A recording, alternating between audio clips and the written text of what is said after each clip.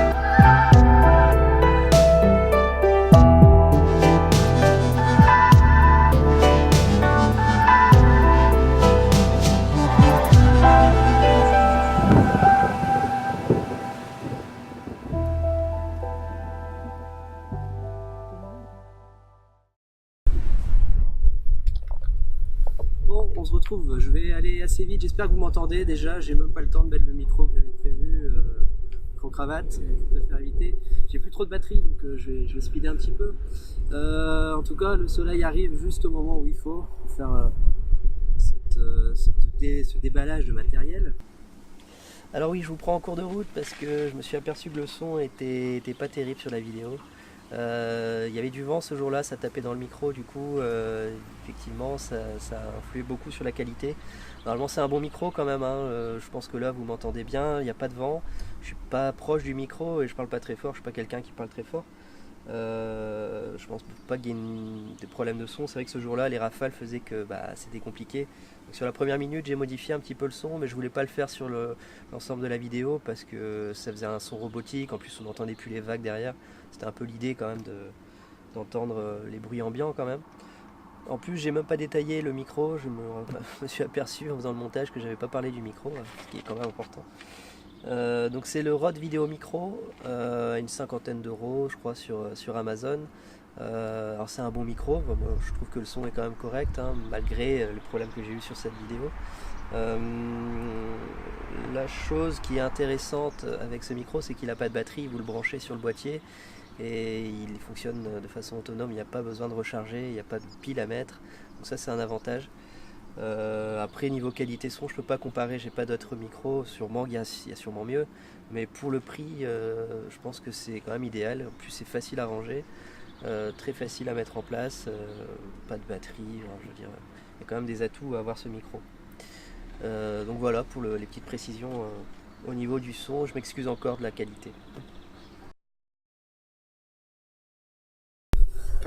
Alors on commence par l'outil principal, et ce qui m'a donné envie de faire des vidéos, c'est le Mavic Pro, édition normale, hein, c'est pas le Platinum. Très bon appareil, super drone, vous avez pu le voir sur les vidéos, ça donne une très bonne qualité au niveau de l'image.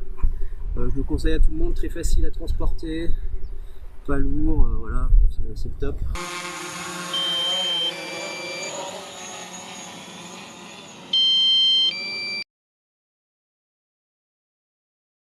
Alors j'utilise avec des filtres série cinéma Polar Pro, 4, 8, 16, et j'ai pris le 32 en plus. C'est suffisant, ça couvre à peu près toutes les conditions météo possibles, en sachant que j'utilise le plus c'est le 8. Le 8 en Bretagne couvre vraiment un peu tout. Donc voilà, je vous conseille les filtres Polar Pro. Alors comme retour pour le drone, j'utilise l'iPad mini 4, très utile, très facile d'utilisation, un grand écran pour voir ce qu'on fait. Avant j'utilisais l'iPhone pour ça et c'était trop juste, donc j'ai préféré prendre l'iPad. Alors le boîtier, évidemment, j'en parlais tout à l'heure, c'est un G80 que j'ai eu hier, donc excusez hein, si c'est pas au top au niveau de la qualité de l'image, c'est vraiment des tests là aujourd'hui que je fais avec. Et donc sur ce G80 j'ai mis l'objectif Sigma 16 mm 1.4 pour avoir un joli flou d'arrière-plan. C'est un grand angle, focale fixe parce que je n'avais pas envie de prendre un zoom au début, je voulais justement moi-même faire l'effort de me déplacer pour prendre des bonnes photos, pour faire mes cadrages, ça apprend un peu la photo. Peut-être qu'à l'avenir je prendrai un zoom, c'est vrai que sur certains plans éloignés que j'aurais pu faire, ça aurait été idéal d'avoir un zoom. Pour l'instant c'est bien, ça me suffit, donc voilà, je conseille cet objectif qui dès le départ m'a subjugué, même si c'est mon premier boîtier, c'est normal, le Sigma 16 mm 1.4. Donc le G80, j'y reviens, qui est capable de filmer donc en 4K, 30 images secondes. Il fait du 1080 en 60 images secondes. C'est pas ce qu'il y a de mieux sur le marché, mais je vais pas faire énormément de ralenti, je vais pas faire du sport avec, je vais pas filmer du sport, donc c'est suffisant quoi. 60 images secondes avec un peu de ralenti sera très bien.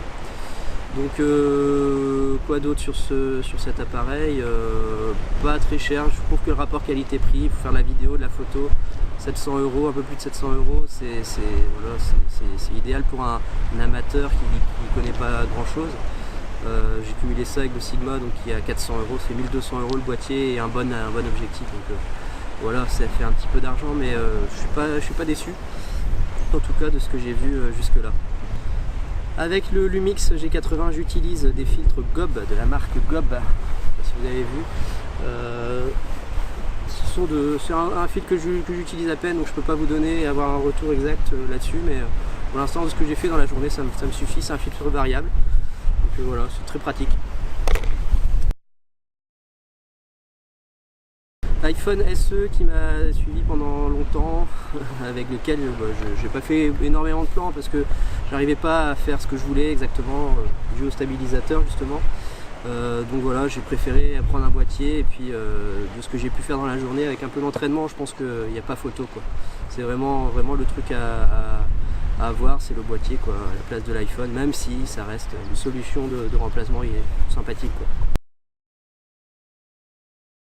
Avec l'iPhone, j'utilisais le stabilisateur Zhiyun Smooth Q, avec lequel, comme je disais, je me suis pas senti très à l'aise. Je sais pas, j'arrivais pas à faire ce que je voulais, les plans que je voulais. Je pense que même sans stabilisateur, là, avec le G80 sur la journée, j'ai fait mieux. Donc voilà. Après, ça reste un bon stabilisateur. Il y a une batterie énorme dessus. Depuis que je l'ai, depuis 6 mois, j'ai dû le recharger 2 fois. Alors, je l'utilise pas tous les jours, mais c'est quand même sympa. Vous pouvez même l'utiliser comme batterie externe, hein. Il suffit d'allumer, vous mettez votre téléphone et ça charge le téléphone, donc c'est sympa. Donc, les yeux de Moscou. Dans le rayon batterie, j'utilise ça comme powerbank, une 20 000 mAh, c'est EasyHack qui fait ça, très sympa. Vous avez 4 ports, des ports micro USB aussi, vous pouvez tout charger avec, c'est vraiment idéal. Quand vous êtes en déplacement, je dois pouvoir recharger facilement 8 fois mon iPhone, voire plus avec ça, donc très utile à avoir. J'utilise également le dock de recharge multiple pour les batteries du drone, étant donné que j'ai quand même 5 batteries. Il y en a qui disent que c'est inutile, mais moi je trouve que c'est quand même une aisance. Après ça coûte un peu d'argent, mais la dernière je devais pas la prendre, il y avait une promo à 60 €, donc je me suis dit bah, je vais profiter quoi. Donc voilà le dock pour charger les batteries, très sympa à avoir. Et moi vous pouvez partir, laisser charger vos batteries et pas de souci. Alors je conseille aussi ces petites protections. Alors vous avez celle pour la télécommande, il y a également la même pour le drone. C'est très facile à mettre dans le sac, très simple, vous fermez et ça protège vachement bien. Donc les petites pochettes Mi-Bot. Je mettrai tous les liens des accessoires et des appareils, enfin, de ceux qui sont toujours en vente en description. Également comme protection pour les batteries, j'ai ces sacs LiPo. Alors c'est normalement fait pour voyager, hein, mais moi je les utilise comme protection. Ça permet de bien caler les batteries dans le sac, pof. Et puis au moins voilà, on a les batteries qui sont protégées, elles ne sont pas brinque-ballantes dans le sac, donc ça permet de les garder toutes au même endroit. Alors mon sac c'est un Tamrac que je vais changer, d'ailleurs je crois que je l'ai reçu aujourd'hui l'autre, parce qu'il est un peu petit pour mettre le drone, c'est suffisant. Normalement là il y a la place pour mettre le boîtier au-dessus, mais ça me paraît juste, moi comme j'ai pas mal de batteries, j'ai préféré prendre un autre sac. Alors après je sais pas si je vais le vendre, je vais peut-être le vendre, il coûte 70 €, il coûtait 70 €, je crois pas qu'il existe toujours. Donc le sac Tamrac, j'ai pris un nouveau sac, c'est un Lowe Pro je crois. Je le mettrai en photo, il est chez moi là, je pense qu'il a dû arriver. Mais en tout cas je conseille ce sac parce qu'il est compact, c'est facile à mettre un peu partout, vous pouvez mettre plein de choses. Le drone, la manette, les batteries externes, en tout cas c'était idéal quand j'avais le smartphone, puisque avec le stabilisateur, les batteries externes, le smartphone c'est dans la poche. Je mettais mon drone et mes 4 batteries, c'était nickel. Alors maintenant avec le boîtier c'est un peu short, mais bon. En tout cas, je vous conseille ce sac, très sympathique. Alors, dans le rayon rangement, j'avais également ces pochettes adaptables sur des sacs tactiques. Alors je mets tout dedans, le micro, il y a plein de choses à mettre dedans. Les câbles, tout ça c'est des câbles qu'il y a là-dedans, donc j'ai tout autant sur moi. Donc des petites pochettes de rangement, toujours pratiques, je peux les mettre partout, il suffit de les déclipser, voilà, c'est facile. Alors je vous parle rapidement du PC que j'utilise pour les montages, c'est un Dell Inspiron 15700 série gaming. Alors c'est un i7, un processeur cadencé à 2,80. Il y a une carte graphique Nvidia GeForce 1050 Ti. J'ai 16 Go de RAM en DDR4. Donc c'est un PC idéal, c'est série gaming, donc forcément avec un PC gaming vous pouvez faire du montage facile en 4K, il n'y a aucun problème. Cependant je suis déçu de la qualité définition Dell, j'avais des PC portables Asus avant et je les trouvais de meilleure qualité.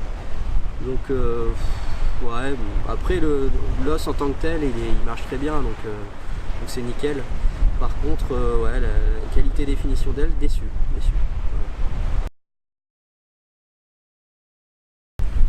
J'utilise également un slider Neewer que j'ai acheté à 20 €, c'est pour tous les travelling que vous voyez dans la vidéo là.